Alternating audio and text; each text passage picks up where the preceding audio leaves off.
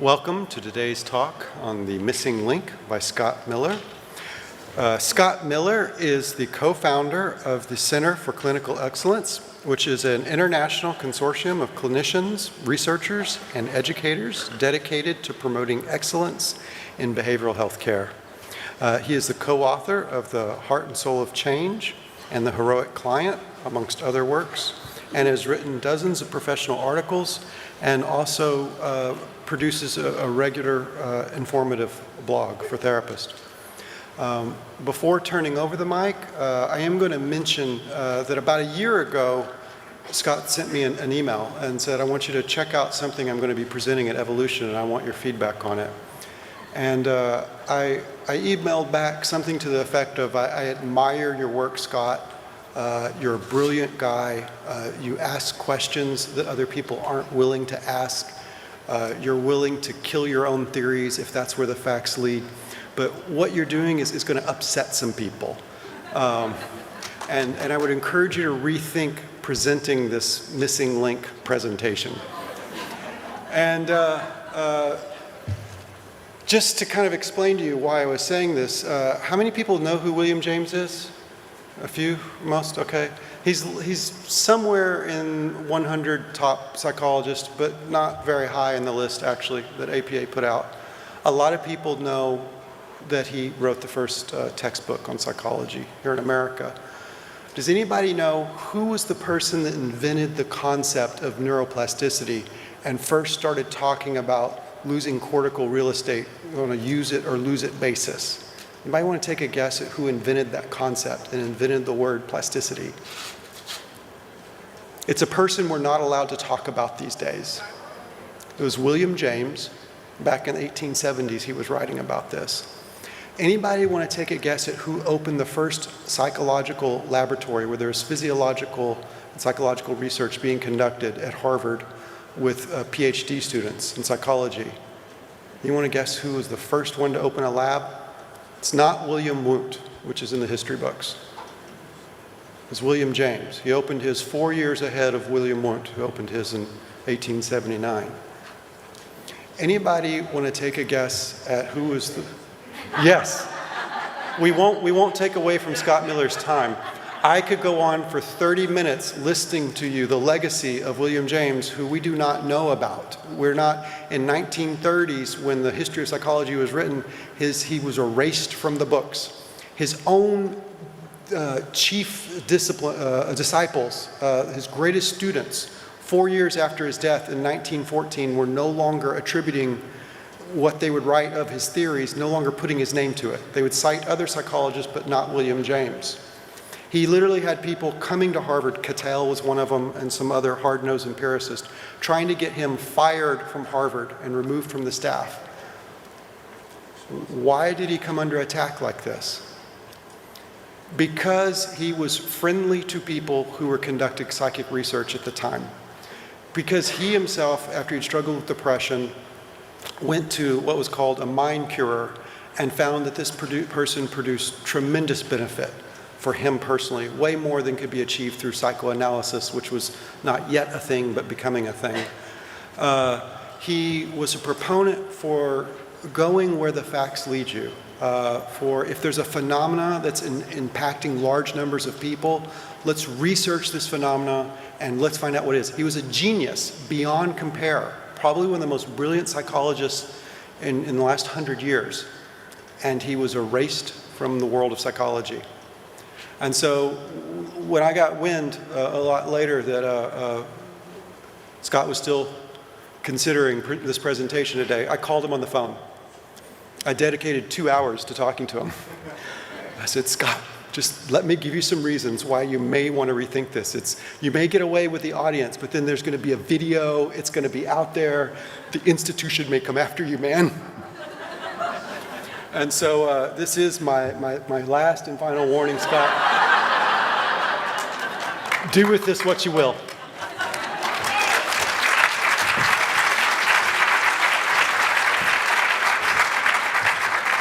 All right, let's go meet in the Marriott bar. I am Scott, and thank you, Dan, for that kind introduction, and I take your cautions under advisement, and I've appreciated your feedback during the year as I've been preparing for this particular speech and sending versions of it to Dan and him kindly commenting and adding references, etc. I'm going to be talking about why the majority of people who could benefit from seeing us choose never to come to see us. All of the information that I'm going to be presenting, you can actually find on my personal website, which is at scottdmiller.com. scottdmiller.com. You have to have the D in between Scott and Miller. If you don't put the D in between Scott and Miller, you end up at another guy's website. And again, as I told people on Wednesday, he's a very nice guy, but it's not me. He's a Nashville bluegrass musician. If you click then on the About tab, another box is going to open up. Click on where it says Publications, and all of these pictures that I'll be showing you during the time that we have together, plus most of the articles I cite, you can find there as well. As you heard Dan say, I'm also privileged to be part of a group called the International Center for Clinical Excellence. This, I'm proud to say, is the largest web-based community of mental health professionals on the planet. It's people like you and me getting together to talk about clinical work behind a firewall, to share illegally copied articles and videos, and to learn from one another. And if you're interested in these ideas that I talk about today, you can go there, join. It costs nothing. There are no ads or come-ons to buy books or attend workshops. Just friendly people who are really trying to push the envelope a bit and improve the outcome of psychological services. This particular group, the ICCE, was formed actually right here at Evolution in 2009. And since that time has grown, as I said, to thousands and thousands of members. So the conference, the Evolution of Psychotherapy Conference, you've made it through the first 4 days, a couple to go. And the names and faces have changed a bit here at the conference, now in its 32nd year. I was at the first conference in 1985 in Phoenix, working as a student volunteer wearing a red hat. I cannot tell you how happy I was after submitting this very lengthy application to be accepted as a volunteer and participate in that particular conference. It was an incredibly heady experience. I got to listen to, and in many cases meet, many of the clinicians, theoreticians, and researchers whose work I was studying at the time in graduate school. I was inspired by Carl Rogers, sitting here on the left-hand side, or your right-hand side of the picture. I was moved by Virginia Satir, just sitting with one person in between to the right of Carl Rogers. And I was yelled at by Bruno Bettelheim. It was an interesting experience, it's true. I didn't have to volunteer at every hour, and so I looked over the times when I wasn't presenting, and I found this presentation by Bettelheim on children with autism, and I thought I'd just had a course at graduate school about this from one of the leading thinkers at the time, and I thought I would go and see Bettelheim speak. And there he showed a black and white film featuring, as I recall, a first or a second grade girl who was playing in a sandbox. And given the age of the film, this young girl was actually in a dress, a skirt, with her black patent leather shoes and legs folded underneath her and sitting cross-legged. I had a different idea than Bettelheim did about why she was sitting cross-legged and on her shoes. My idea was it had little to do with autism and a lot to do with not wanting to have sand in your britches. It took me most of the allotted time to build up my courage to go to the microphone and ask my question. I don't know if you've had this experience during presentations where you wonder, should I, shouldn't I? But I did, and I went up to the front of the line. I was actually first. As the presentation ended, I asked my question, And Bruno Bettelheim said, "I will not answer a question like that from an insolent young man like you." His Austrian accent scared the shit out of me, I have to tell you. And then he added to that, "Sit down," which I did. As quickly as I could, I went back to my seat. I'm sure my face was bright red. I sat down to next to the man who had been seated with me when I had gotten up full of confidence.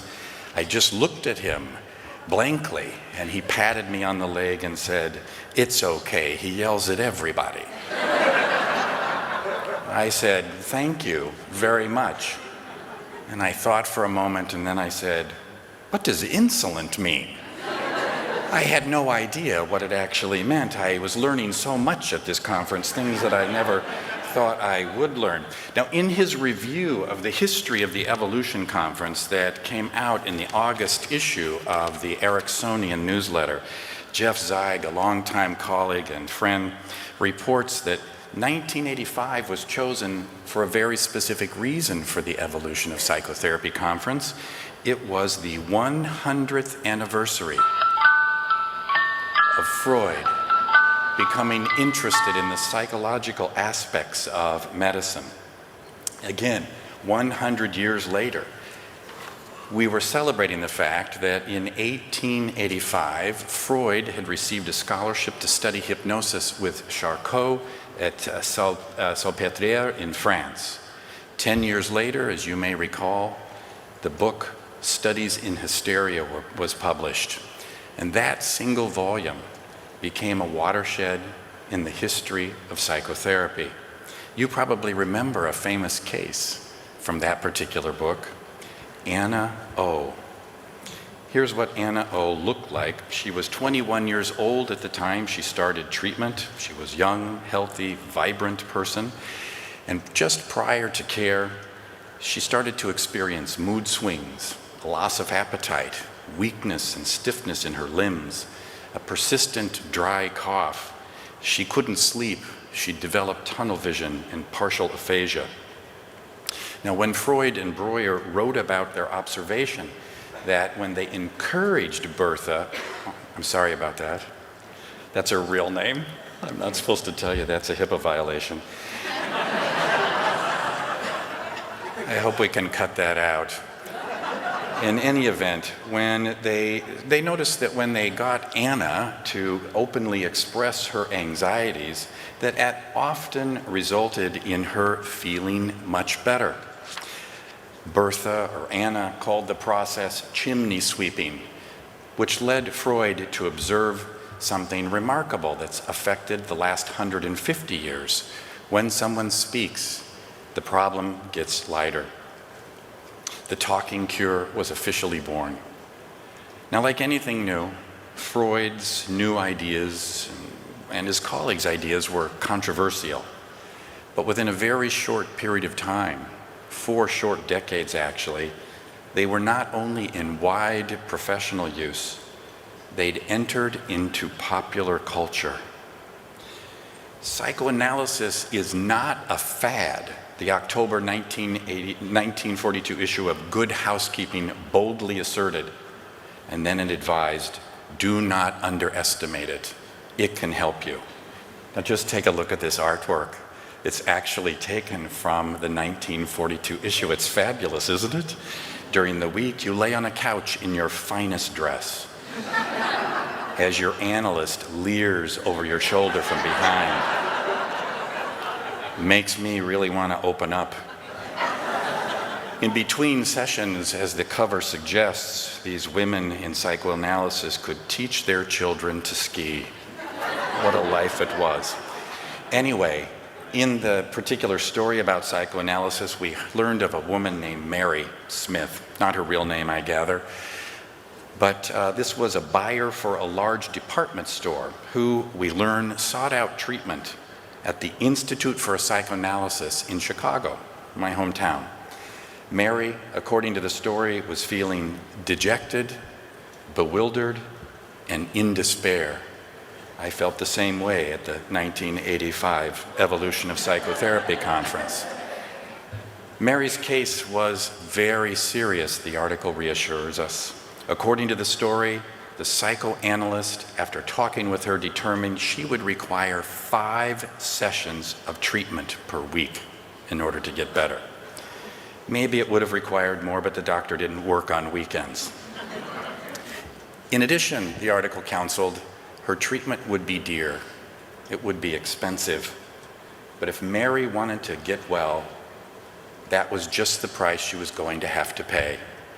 How would she be able to afford this? The article indicated she would have to give up going to cocktail parties, the hairdresser, and resting. Oh, the 1940s. Women's lives were grand. Psychoanalysis, as well as other forms of the talking cure, continued to grow in popularity, dramatically so, especially following the end of World War II. That is until 1952. If you think back about the history and the evolution of our field, 1952 is a very important year. It's that year that Hans Eysenck, a behaviorist, publishes a study in which he reviews 24 studies of psychotherapy, outcome studies. And his article sent shockwaves through the burgeoning community of mental health practitioners, researchers, and patients. Here's what his conclusion was. What? The results fail to support the hypothesis that psychotherapy facilitates recovery. In other words, psychotherapy in all its variants did not work. In fact, his study appeared to show that people fared worse in psychotherapy than if they'd had no treatment at all. Now, maybe we should have known this, or at least been suspicious, because after all, the Good Housekeeping article that contained the story of Mary Smith ended without exactly saying what happened to her. We didn't know what the outcome was. In stark contrast to that, Eysenck's conclusion was clear and inescapable. The talking cure, in terms of evolution, might best be considered an aberration rather than development in the process of healing. Perhaps we should allow it to go extinct rather than prop it up with fancy articles and personalities. Now, believe it or not, science had been here before. If you go back in time when the whole idea of evolution first came on the scientific scene, Charles Darwin had written a change-producing book. The year was 1959. People nowadays still consider this one of the most important scientific works ever published, The Origin of the Species. And after careful observation and study, as you probably know, Darwin asserted the radical idea that species undergo modification and existing forms of life are descendants of pre-existing forms. It's hard to imagine how radical that idea was then. With it, he'd drawn a line in the sand, with science on one side, asserting that humans evolved from lower forms of life, and on the other side were those who considered such ideas absolute blasphemy. Now, those ideas generated a great deal of interest and research. Scientists and amateur explorers, they went on a search of the geological record. And in particular, what they were looking for was transitional fossils, if you remember the story. If, in fact, we evolved from lower forms of life, the thinking was at that time, there should be a series of transitional fossils in the archaeological record. It was an important quest because, you see, even Darwin considered this the Achilles heel of his theory. The absence of intermediate links, he wrote, in Origin of the Species is the most obvious and grave threat against my theory. As it turns out, Darwin didn't have to wait long before the missing link was found. There was an amateur archaeologist by the name of Charles Dawson, and he discovers the skeletal remains of Eanthropus dawson. It was considered definitive proof of Darwin's theory, the missing link between apes and humans. There were 500 scientific articles written about this fossil, over a 40-year period. Again, the missing link between apes and humans. Now, ironically, in 1953, just 1 year after Eysenck published his debunking paper about psychotherapy, there was another study published that showed that the skeletal remains called the Piltdown Man had been a complete hoax. In fact, it was a combination of 3 distinct species: a human skull from the medieval period, the 500-year-old lower jaw of an orangutan, and fossilized chimpanzee teeth that had been stained with tea in order to make them appear ancient. So what happened?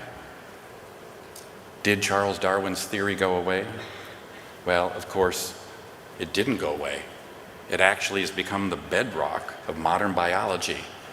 Why? Well, the thinking about evolution evolved itself. Paleoanthropologists now know that evolution is much more complex than a single chain dating from us all the way back to the first animal to walk the earth. It just doesn't work like that. Instead, there are myriad side branches and long extinct detours. And in some ways, the same may be said of psychotherapy. After Eysenck publishes his paper, it didn't cause psychotherapy, as you well know, to go away. Instead, it galvanized researchers to look more closely at what had taken place in our field. How could we prove that it works? And as of today, we can state unequivocally, 60 years later, the scientific support for the effectiveness of psychotherapy is overwhelming. It is, as you've discovered by attending this conference, a complicated picture to be sure, but its use is established and integrated into modern healthcare. And what do the data say? Well, take a look at this statement. It's from the official proclamation from the APA in 2012. The best evidence conclusively shows that individual, group, couple, family psychotherapy are effective for a broad range of disorders, symptoms, and problems with children, adolescents, adults, and older adults. Most studies of psychotherapy conducted over the last 40 years show that the average treated person is better off than 80% of the untreated sample in most cases. More importantly, the outcome of behavioral health services, what you do on a day-to-day basis, equals or exceeds most medical treatments. For example, psychotherapy has an effect size that is equivalent to coronary artery bypass surgery. That should pretty much wow you, because you accomplish that effect and you leave far fewer scars. And you hardly kill anybody.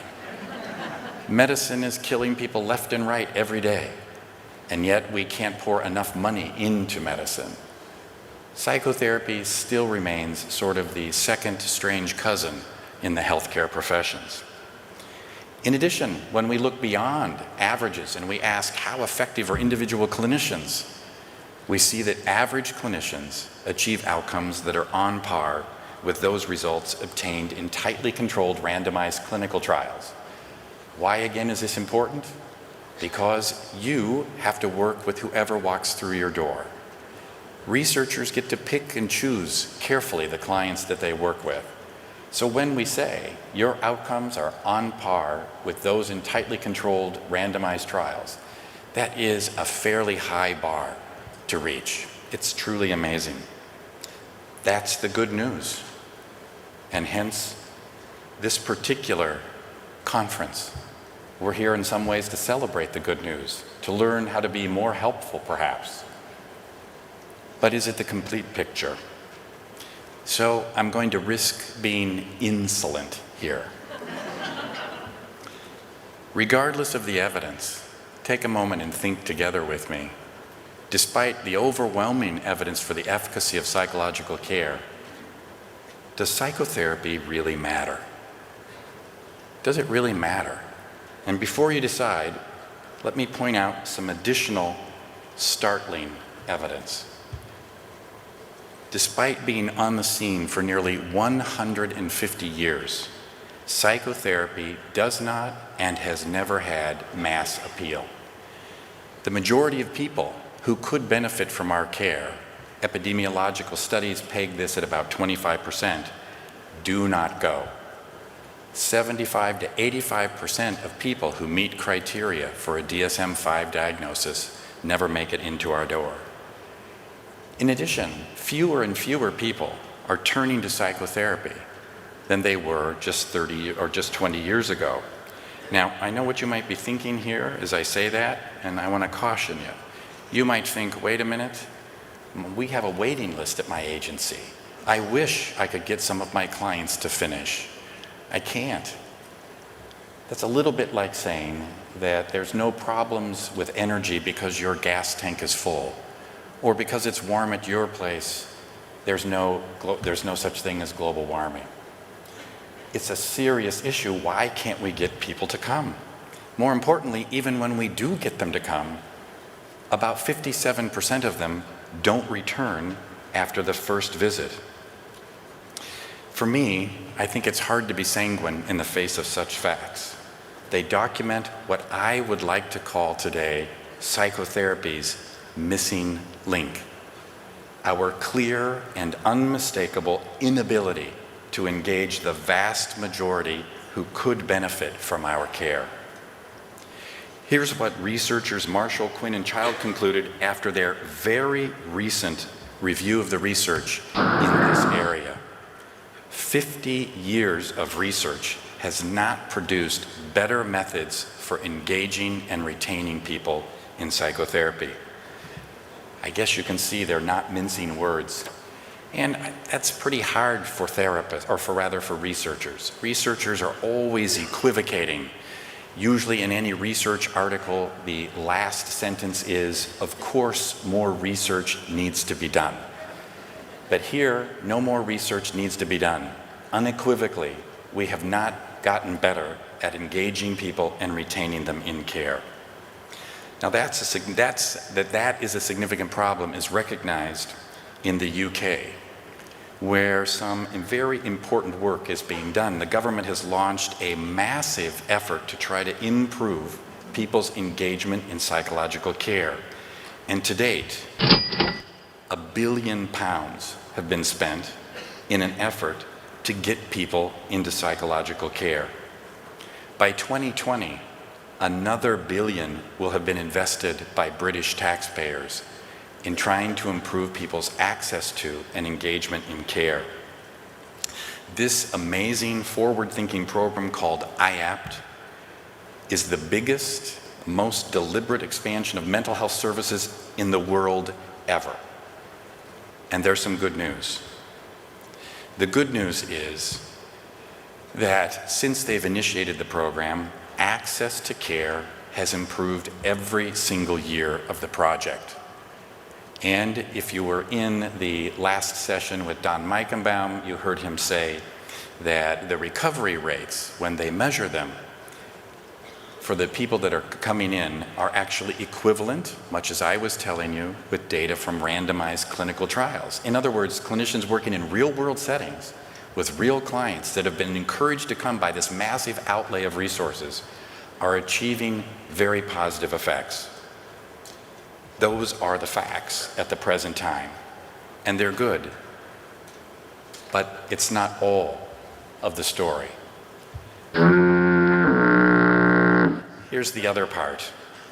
Despite £1 billion being invested over the last 9 years, still 85% of people in the UK in need of services do not get treatment.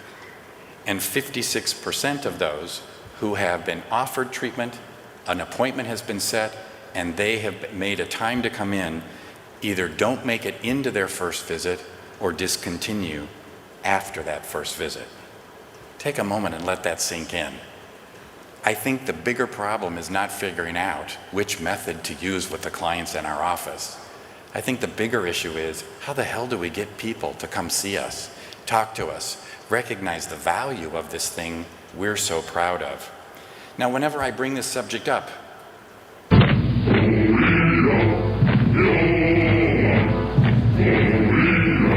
usual suspects are marched out.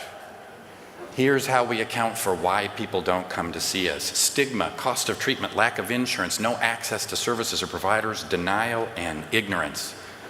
But I want you to think about the IAPT program, where there was no cost of the service. It was free, and they still couldn't get people to come. We can't give this shit away.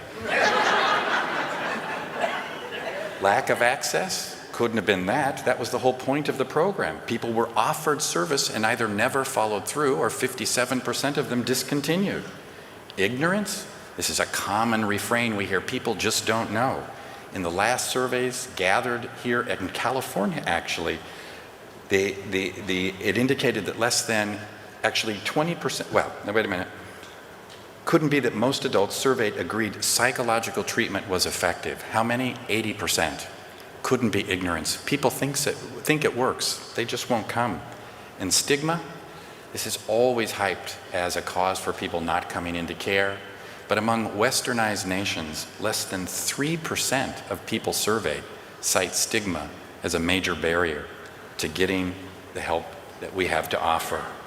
So, where does this leave us? I'm fond of Sherlock Holmes. Sherlock Holmes, in The Sign of Four, made the following observation. Once you remove the impossible, whatever remains, no matter how improbable, must be the truth. Here's what I think the truth is. Maybe people aren't coming because of us. Maybe it's the way we are, the way we think, how we conceptualize our work. What gives me that idea? Let me tell you about another group of professionals.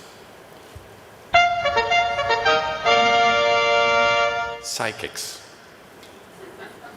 It turns out that annually more people attend and pay out of pocket to work with a reader, medium, clairvoyant, or spiritual advisor than see a mental health practitioner. They're everywhere. You've seen them. They're neon signs, they're bright and attention-grabbing windows with tools of their trade, candles, beads, crystals, pictures of tarot cards. It's a pretty astonishing finding. In fact, think about it this way. During the last recession, and continuing through today, the psychic service industry has grown at an annual rate of 2 to 3%. And in the US, during the worst years of the Great Recession, spiritual advisors raked in $2.1 billion. It's just a huge amount of money. And so the question is, how could this be? Psychics? Please.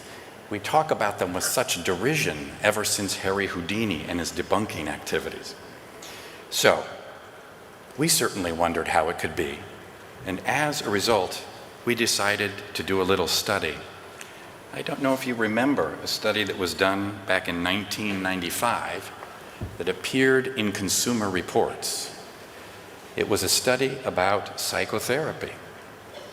In that, led by Martin Seligman, thousands of people and subscribers to Consumer Reports were asked about their experiences seeing a psychotherapist.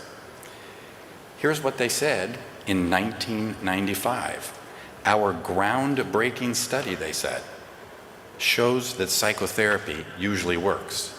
In fact, it was even better than that. They said that it worked 90% of the time. So, about 3 years ago, together with some friends and psychologists, Chris Pepping, John Farhall, and Lynn Johnson, we decided to replicate the Consumer Reports study, expanding the focus this time to include psychics and spiritual advisors. Now, let me just tell you the truth about the original Consumer Reports study. It's a curious footnote of history. There was data gathered about that group in the original study. In fact, it constituted slightly less than half of the responses collected. There were 7,000 respondents to the study. About 3,200 of those were turned in about psychics, spiritual advisors, and religious people, priests and such. But for reasons that were never fully explained, the data about them was not reported. Well, no more. In our study, we posed a series of questions about people's experience with a variety of helpers: psychologists, physicians, friends, psychics, and spiritual advisors. We asked them to rate the helpfulness, their satisfaction with, and their emotional state before and after. Would you like to see what we found? Here we go. The psychics actually were significantly better than the mental health professionals, who were better than the physicians, who did somewhat better than the group that scored lowest in terms of helpfulness, and that is friends. What accounted for the differences? Stated inelegantly, psychics simply gave people what they wanted: direct advice. But they did so also in a way that made sense, was appealing, and most importantly, fit the client's worldview. Rather than imposing a worldview, your problem is in your thoughts, in your behavior, in your emotions, in your brain chemistry. This fit for a large number of people. We'll come back to that again. In the meantime, these results can be viewed through the lens of psychotherapy outcome research, especially in terms of the therapeutic alliance. In our study, we used a standardized scale. We asked the respondents to complete the WAI, the Working Alliance Inventory, the most validated and widely used measure of the therapeutic alliance. What we were asking them to do was assess the quality of the alliance with all of the various helpers that they interact with. Now, I want to make an important point. We didn't survey people who had just seen psychics. We surveyed people who saw psychics and had seen a psychologist and talked to a physician and had seen a friend. Would you like to see how well it lined up in terms of who formed better therapeutic relationships? You guys are glutton for punishment. Or that you're not listening, you've had enough, you're full of the conference, and you've just decided, I don't know what room I am in actually at the present time. Here's what we found.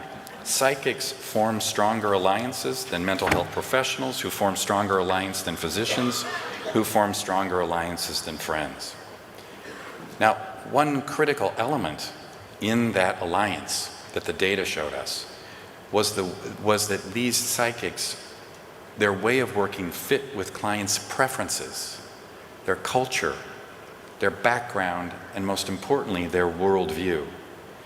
In particular, one aspect of their worldview, and that is something that cognitive scientist Bruce Hood calls the supersense, defined as the powerful sense that there are patterns, forces, energies, and entities operating in the world that go beyond the boundaries of natural phenomena. Of course, for millennia, those believed capable of tapping into those forces were deemed healers. But really, for the first time in history of healing, our field has largely pushed those ideas aside, labeled them superstition, limiting our practice to a strictly medico-materialistic point of view. I wonder, could the reason be that people are not coming to see us be due to the fact that our practices, protocols, and methods simply fail to sing to their souls? I wonder, as the old adage goes, what comes around goes around. As you heard from Dan, we've been down this road before. The findings of our own study are a mere replication of the extensive work that was done in the late 1880s by Will James. At that time, again, as you heard Dan say, he was investigating psychics, mediums, and practitioners of what was called the mind cure or New Thought movement. Curiously, we look to Freud as the pioneer in the field of psychotherapy. I really think that's a mistaken point of view. In truth, American psychotherapy at least owes its origins to the mind cure and New Thought movement that was the subject of James' explorations way back in the 1890s. In fact, the whole concept of the therapeutic relationship was first talked about by William James in his connection to the mind cures. Here's what he said. This was a letter written on March 17, 1894. And he was talking about the results that the mind cures achieve. The psychic healers, are proving by their most brilliant new results that the therapeutic relation may be what we can at present describe only as a relation of one person to another person. In talking about the alliance, he saw something that our field would not pick up for another 50 or 60 years. But as you heard Dan point out, James paid a pretty heavy price at the time, coming as it did at a time when medicine was professionalizing and wringing out of medicine anything that smacked of non-science. Nowadays, whenever this subject comes up, an immediate divide happens. We divide instantly into two camps. This phenomenon of dividing into camps was first described in the 1940s by an experimental psychologist whose name was Gertrude Schmeidler. On the one side of the divide are the sheep, the true believers. On the other side are the goats, the skeptics. And never the twain shall meet, or much less disagree. But I have to tell you, I'm not interested in debating the reality of these phenomenon. Their occurrence, one way or another, is clear. My agenda is much more pragmatic. What can I do to better engage people in the healing process? What can I do to widen the doorway in to the healing that we all offer on a day-to-day basis to the people that we work with? For that to happen, I think the answer is clear. We have to embody what the majority of people on the planet yearn for and desire, and that is the existence of something more, beyond thoughts, beyond feelings, behaviors, and brain chemistry, those ideas that continue to dominate our field, to a realm of possibilities for healing and change, unbound by convention and science. In other words, I think it's time, as physicist Nick Turok has once said, to connect our science to our humanity, and in doing so, raise the sights of both. Thank you very much.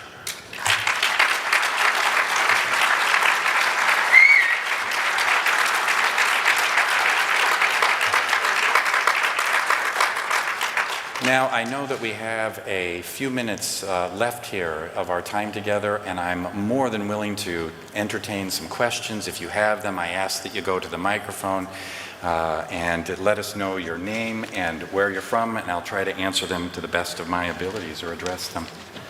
Yes?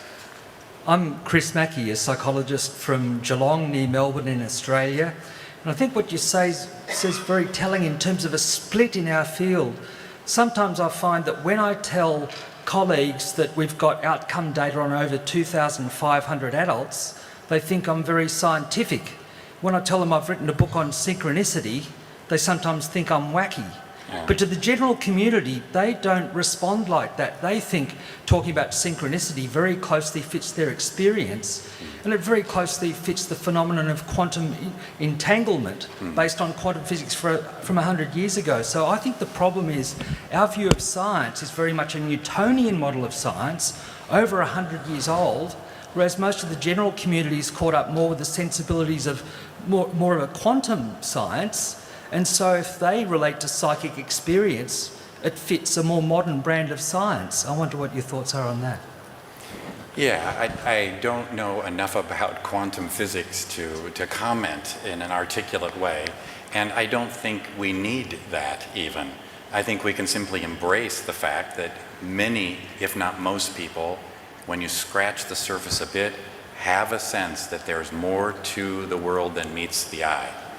And when we embrace that our outcomes, or rather that the doorway into therapy could be expanded. By the way, that's what's happened in China and India. Here's an article that was in the New York Times just last year. In the past decade, China and India have taken steps to expand access How have they done that? By including traditional healers, herbalists, and spiritual guides in the provision of healthcare. So other people are doing this. In the US at least, care is being ratcheted and limited to and tied to specific so-called evidence-based treatments. I find this strange, really, given the data. Thank you. Yes? Hi, I'm Cathy Osgood. I'm a therapist in Paso Robles, and I work with a lot of court-ordered clients, which I like because they stay in treatment or go to jail. But what I wanted to mention was when I read the Consumer Reports study that you mentioned, what I read in it was people reported 12-step involvement as more effective than therapy. Could you comment on that? Yeah, we get this one? I simply don't recall about 12-step involvement and whether or not it was part of that particular study. It was, and it was rated ahead of therapists, and they did the different categories of therapists rated as well. Perfect. Yeah, good. Good. Just wanted to mention that. Thank you. Thanks. Yes. That's actually a perfect segue into my question, which was about social supports. Yes. 12-step is amazing for social supports, and we all know how important that is. And I was really surprised that people said friends were less effective than all the other things on the screen. And I wonder if you have any insight or could comment on that. The whole idea here in this presentation is that the connection around the supersense is what's critical. For many people, our materialistic worldview just doesn't fit the way they experience life or the world, and especially change.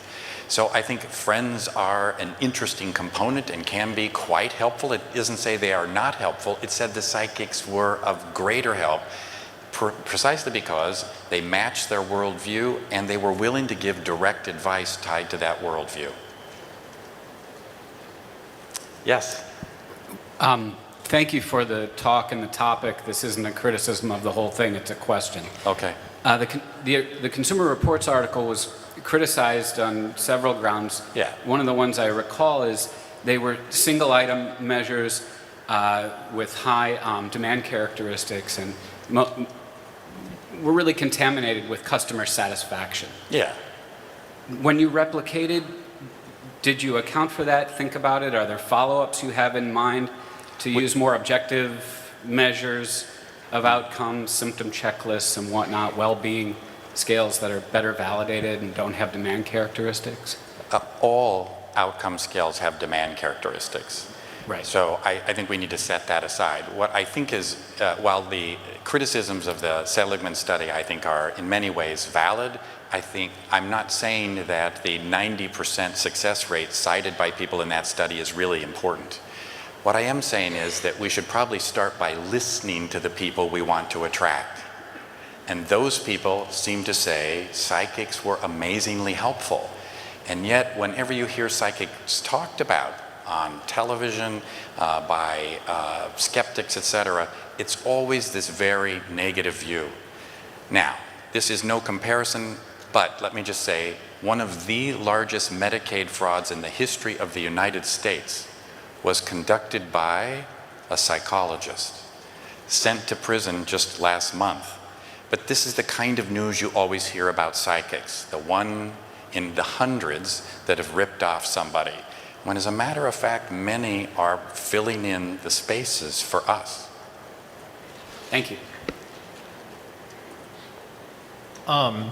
My question is about, you're saying basically psychics have been getting a little bit better results than psychologists, and kind of like Well, this. I didn't say results. Well, I guess it is a form of results. The people valued their input more than they valued the psychologists and more than the physicians, which was more than the friends. Right. So, and kind of, I guess what you're getting at a little bit more is that the psychic kind of believe in this kind of more woo-woo, kind of higher power kind of thing. What I was getting at is, Jung kind of talked about that with the collective unconscious. Yeah. And then how would this pertain to like the law of attraction? It sounds like that's a little bit of what you're getting at, sort of. I don't know what you mean by the law of attraction. You don't either. It's hard to explain. Do you ever see the movie The Secret? That is the law Oh of my God, attraction. we're talking about movies now. Think and Grow Rich. Yeah, I don't know. Okay. I'm sorry. But there have been people that have Kind of what the Bible says, if you think it in your heart, so you are. That is essentially kind of what it is in a nutshell. Yeah, I'm probably have a much more simplistic view of this. Okay. Most people do not think of change the way we do. And if we adopted their view, or were at least friendly towards it, then maybe we would have them in our practice. But instead, and I think if you begin to ask your clients, and some of you may be able to vouch for this already, many of them are seeing you and their psychic. Right? Many of them, after they see us, are going to see their psychic to figure out what the hell you said and if it's actually going to work. Right? So it's a much simpler idea. Yes? Yeah. Hi, Scott. Hi. I saw your presentation on Wednesday, and I really appreciate the idea of bringing this into the narrative here. I am very curious because you also mentioned, I think it was 56% of the people either not showing up to the first appointment or coming to the first appointment and canceling. How to tackle something when, let's say, Muhammad can't come to the mountain? How do you bring the mountain to Muhammad? How do you even be able to integrate this into your practice if people aren't coming in your front door? Yeah, I would say I'm not suggesting that you go out and go over to the convention center and find the booth with the crystal balls. Although there is one there, which I find really interesting, at our conference, and get your aura done, I'm sure that is a national registry of evidence-based practices, approved practice. I'm asking you to think about it.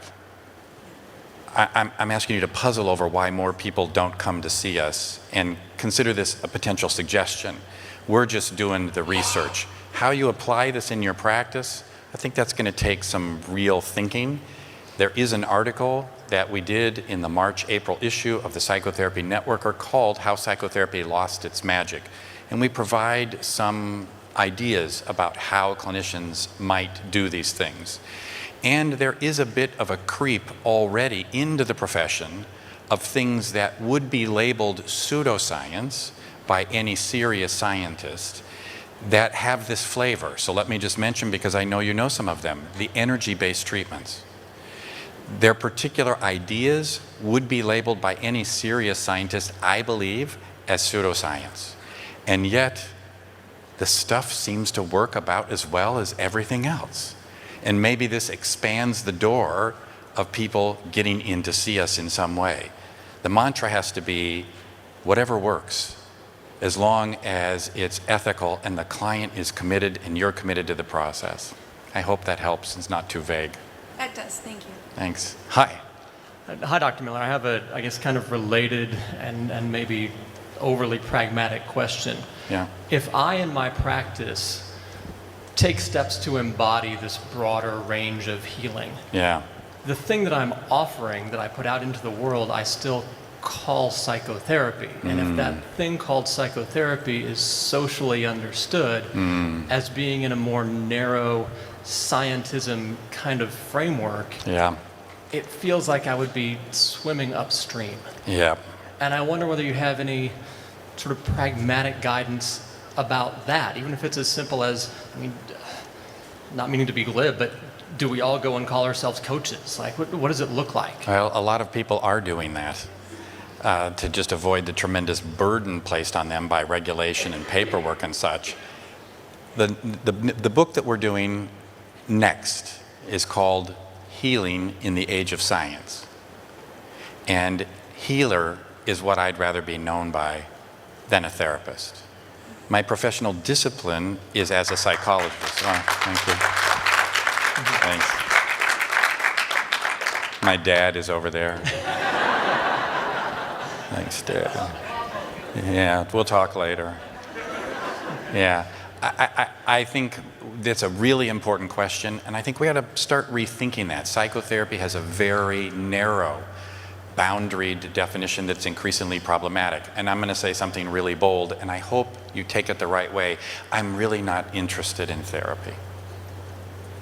I'm interested in being with people in any way that results in healing. Thank you.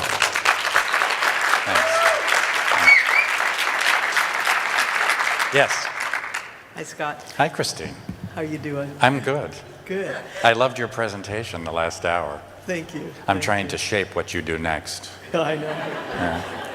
I'm following you, so that's Good, okay. very good, okay. Scott, I was curious because you're labeling the one category psychic, but Yeah. if I heard you correctly when you were speaking, you're saying those people are people who went to psychics or ministers, priests, religious people, and I assume you did your study in the United States, and the majority of people in the United States are involved in some kind of organized religion. I know lots of people who believe very strongly in a faith-based approach would trust much more so what their minister, priest, whatever. So I'm just curious, in that group you're calling psychic, what percentage of those people saw a religious person as part of a faith-based system? For the purposes of our study, which, by the way, these are the initial results, we have about 600 people in each category, and they are Australian and New Zealanders. Okay.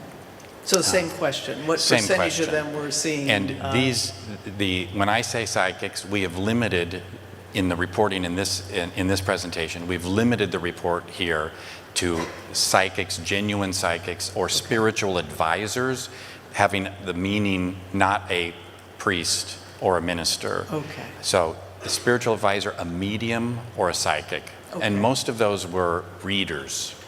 People he would either do a character style reading, sit with you, read your palm, or do tarot cards with you. Okay, thanks. Yeah, you're welcome. Hi, good afternoon. Hi My name there. is Cadet Bailey. I'm Jamaican. I live in Miami, Florida, and I work with a diverse population of black immigrants, African Americans. I look around here and I see that people of color are underrepresented. We're underrepresented as clients. We're underrepresented as providers. And I want to know, what is psychotherapy going to do for individuals, especially from Black Caribbean nations, who come in, who need psychotherapy, but do not necessarily have a westernized approach to mental health care? Yeah. Well, I think your observation is spot on, number one. Number two, I don't know that everyone, as I'm saying, I don't know everyone needs psychotherapy. I think we have to really rethink that whole idea and instead focus on healing. My colleague and my friend Paul Leslie, for example, has written extensively about hoodoo and voodoo traditions in the South. And his work in that particular area, I think, is exciting and interesting and fits the culture in which he works. So what do we have to do? I think we have to open the door and start learning other ways of thinking and working with people. Absolutely. I work a lot with the Haitian population. I've done extensive research, and what I find is that they're stigmatized because of language, because of their religious practices, when in fact healing comes from their religious beliefs and their worldviews, and how do we integrate that approach to their healing to Americanized standards so that they can be productive in American society. Yeah. So in my workshop on Wednesday, I mentioned 3 things that we can do. We can explore. That means what most therapists typically do. You come in and you ask about people's traditions and practices. The second one is to enter, to actually start to be curious, interested, and get off the tour bus and actually interact with people and their traditions. The third, I think, is the most challenging and perhaps frightening, and that's to embody these traditions, begin to embody these traditions. And that's a long road, I feel. Thank you so much. You're welcome. Bob Sigmund, Columbus, Bob. Indiana. Hello, Scott. Question then, have we made a mistake in our field by over-focusing on therapies like CBT, the cognitive? And should we be focusing more on therapies that are more mystical, perhaps, where we don't really know why or how they work? We don't know how, well, I should take it back. Our therapy models all claim to work because of specific ingredients contained within them. There is no evidence that any of those techniques that are used are actually causally necessary for change, and yet we do them. Now, if you are from a strict materialistic medical point of view, you then have to rightly conclude that what we're doing is superstitious behavior. Let that sink in. Superstition is when you do something believing that what you're doing is related to the outcome. I'm telling you, I can't find any evidence of that. That's where I've spent my life researching. So, we are already mystical. The key is to broaden the approach beyond the mysticism defined within the parameters of a medical, materialistic point of view. We'll do one more and then we'll end here. Yeah, so the hypothesis is that it's the causal fact that the worldviews don't match, which would explain why people would drop out after the first session. But how do you explain the large number of people who don't show up for the first appointment? Yeah, I would say it's the same exact reason. The same reason. It doesn't even enter. The woman that was from Jamaica who was just here, I'm going to go see a therapist that embodies a particular cultural value and worldview that is completely alien to me and actually stigmatizes me. My beliefs are somehow viewed as pathological. I don't think it's very hard to figure out why people don't want to come to that. But they make the initial appointment and then don't show up, which seems to be something else, perhaps. Desperation causes people to do a lot of shit.